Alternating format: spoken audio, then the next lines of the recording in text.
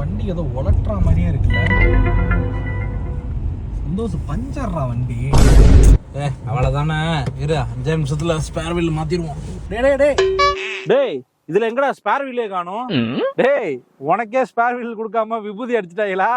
நிறைய வண்டியில ஸ்பேர் வீலே வரதில்லடா. டேய் எவனா ஸ்பேர் வீல் இல்லாம கார் வாங்குவானா? சந்தோஷ், ஒரு சர்வே படி இந்த டியூப்லெஸ் டயர்லாம் வந்ததுக்கு அப்புறம் 70% பீப்புள் ஸ்பேர் வீலை யூஸ் பண்றதே கிடையாதான். ஒரு சில இவி காரு, அது மாதிரி சிஎன்ஜி காரு, ஹைபிரிட் கார்ஸ் எல்லாம் பார்த்தா அப்படின்னா ஸ்பேர் வீல் வைக்கிறதுக்கான ஸ்பேஸ் பத்துறது இல்ல. அதனால ஸ்பேர் வீலே கொடுக்கறது இல்ல. நீ சொன்ன எதுவுமே இந்த கார்ல இல்லடா.